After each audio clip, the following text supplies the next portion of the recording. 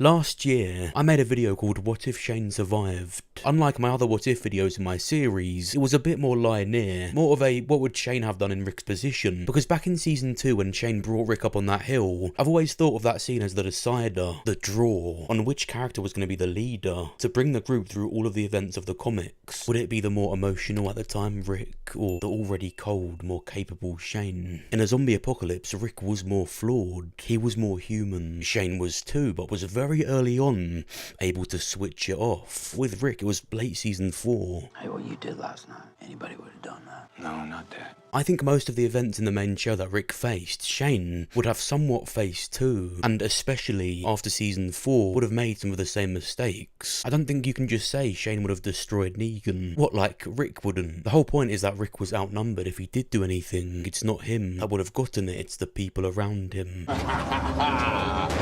I remind you of anybody you know?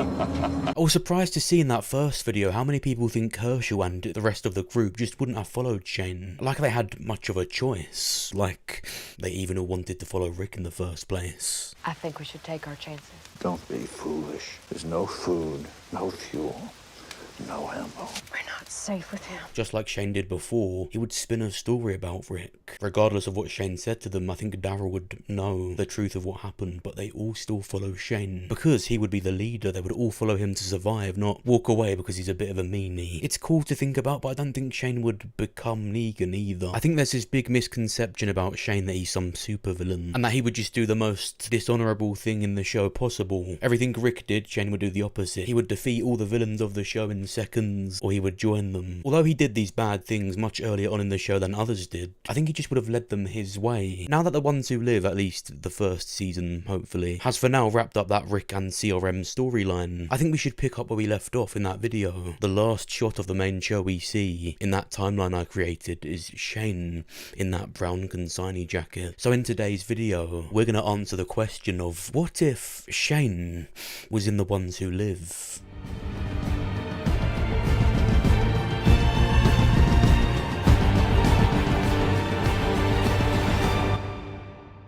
This video is sponsored by Ridge. Recently, Ridge sent me a couple of their wallets and key cases. Now, the wallet I had before these ones was this unbranded leather one. Although it had all I wanted from one, after a certain amount of time, it started to fall apart like all those types of wallets do. So for a while, I've been looking to replace it, but I haven't found any that had all that I wanted and had any durability. And in the best timing ever, Ridge reaches out and says, try these. And I'm now never going back to those older types of wallets. Ridge wallets are crafted using durable premium materials such as titanium, aluminum and carbon fibre, providing amazing protection while remaining lightweight and comfortable to carry. It's so satisfyingly secure. A big thing for me is how compact it is. Its unique, modern, slim design seamlessly fits in your pocket. With the other wallets, you might as well be walking around with a brick in your pocket. And with over 50 plus colours and styles, there's something for everyone. That's why they've got over 2 million customers worldwide. I've got here the High Dive Blue and the Matte Black Titanium one. It can hold up to 12 cards and still have room for cash with a cash strap or money clip. Let me just get a couple racks out to show you. A fiver. You can also add a coin tray to it, which was really important for me, mainly because I want the option. Like I said, those other wallets just don't bother, or when they do, it's not secure enough. And there's many other optional attachments like an AirTag holder. If that didn't already make it 10 times better than the normal wallet, it uses RFID blocking materials to keep your personal information safe and secure. Ridge also sent me 2 key cases which can hold up to 6 keys, and thanks to its sturdy material, there's no more noisy key jingling. It's tough material and a modern design, and just like the wallet to go with it, it easily fits into your pocket to help ensure your keys are always on you without being a bulky distraction. Fortunately, Ridge have just announced their Father's Day sale, where you can get up to 40% off Ridge items across their whole site. The sale is on from May 15th to June 15th. They've made gifting easier than ever, so make sure you check out the link in my description or pinned comment and go and have a look and take full advantage of this sale and get one for yourself or your dad or another family member or friend that you think could do with a new wallet or key case. Thank you, Ridge. After being captured by the CRM and now being held by them for years, Shane is a consignee.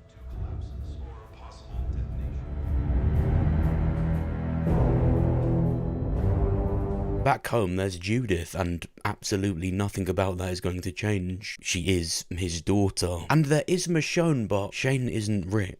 There's not going to be an RJ or an SJ. I don't like the idea of RJ to begin with, so sorry it's not going to work out. And Michonne's fling with Shane was just a fling. No matter how much of a stand-in mother she is to Judith, I just don't see these two characters having what they had, with Shane being less emotional. Not to say Michonne just wouldn't have liked Shane, I think that's a silly thing to say. So who would be the one going to look for Shane? In fact, who preferred Shane at first? We're not safe with him. Why do you need him? He's just gonna pull you down. Instead of Michonne going through all that she did to get to Rick, we have Carol, who was actually more in favour of Shane at the start. To be clear though, they're not romantically together, it's platonic. Two allies that have known each other for so long, and have actually always looked out for each other. A really underrated potential duo. Shane has been brought to this big city of 200,000, where they do all this dark stuff that they think they need to do. I think he would still try to escape a few times, but I think the thing with Shane would be, this is everything he's been looking for. I mean, even at the start, he was the one wanting to go to Fort Benning,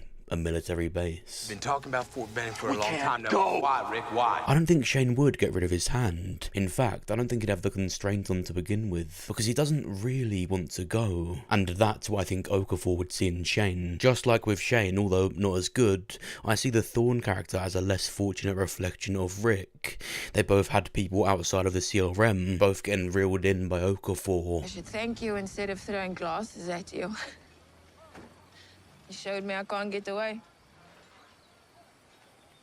Thorne convincing Shane that this is their last chance isn't really her convincing him, it's Shane convincing himself. We all want to be somewhere else with someone else, but we got stuck in that right place. We did.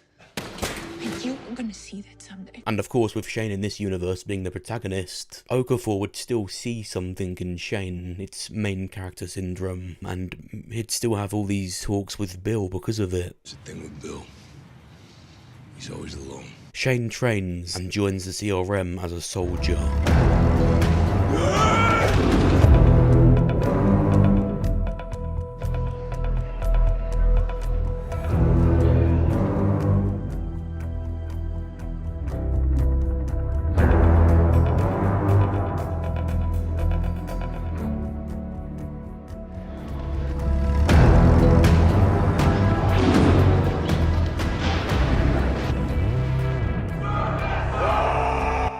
Shane and Okafor's helicopter is brought down and out comes Carol. And shooting down a helicopter is right up Carol's street. Carol and Nat would have been amazing. We'd see in the next episode how Carol and Daryl both departed to find Shane. Daryl ends up in France and Carol follows leads to end up seeing that helicopter up there. Shane assures Carol that she needs to not tell people about back home, as the CRM are already on the way. Carol gets taken in and goes along with it. When Jadis confronts Shane in his room, she puts on that big intimidation act of how he can't mention Alexandria, but Shane says he has no intention of telling them, and after all that Carol's been through, he plans to make sure this is where Carol stays, give her that normal life he thinks she's always deserved. Carol is now a consignee. She complains about playing janitor, and later Thorne interrogates her, wants to find out who she really is. At this point, Carol's unenthusiasm is clear. Carol sees what's going on and looks over at Shane, but doesn't recognise him. Carol convinces Thorne that she's good. This consignee will be joining us for clearing operations at Cascadia Base. After successfully blowing the device up and getting to cover, Carol grabs Shane's arm and says they need to go. This is where Shane reveals to her that he wants her to stay and reminds her of all that she's been through and that none of that would ever happen again here. Carol reminds Shane of all the people back home, especially Daryl, who she hasn't heard on the walkie for weeks. After she gets through to Shane and reminds him, they do both leave, and there's a nice reminiscent episode where they talk about the events of the main show. Stay the night here. Seal up that door. Jadis finds them, where she convinces Shane to come back. All she has to do is start talking about the echelon briefing. In the show, I found it really weird how she mentioned that and you saw Rick twitching like his military mode could be activated again. He was gonna give you the echelon briefing the moment you returned. Your eyes would have been opened to the true size and scope But it didn't do anything, nothing came from that, at least yet. The Civic Republic of course still exists, but the evil CRM cool stuff is done for now. With Shane's history, he would absolutely quickly be convinced that he's got to go back to the CRM. Shane agrees to go back only under the condition that Carol can go back freely. Carol tries to argue, but they all ultimately agree. I get it.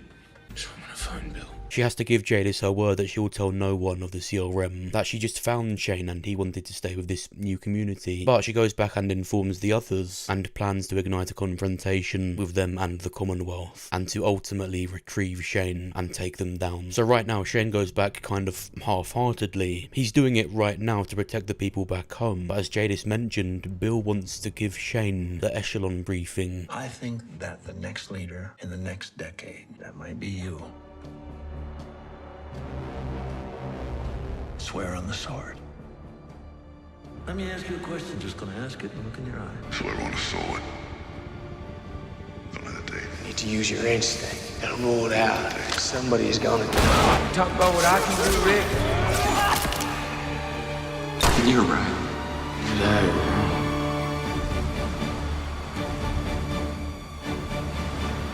I swear. Wow. At least someone's got the right idea. Shane stays at the CRM. While it was for Carol at first, he's now fully on board until they're beaten. Those years he spent at the CRM weren't just flushed away because Carol came along. Shane is damaged. This is what I think would have happened if Shane was in The Ones Who Live.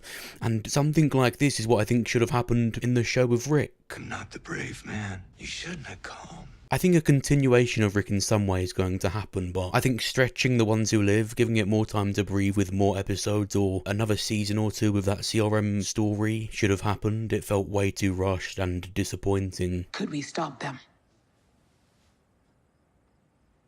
No.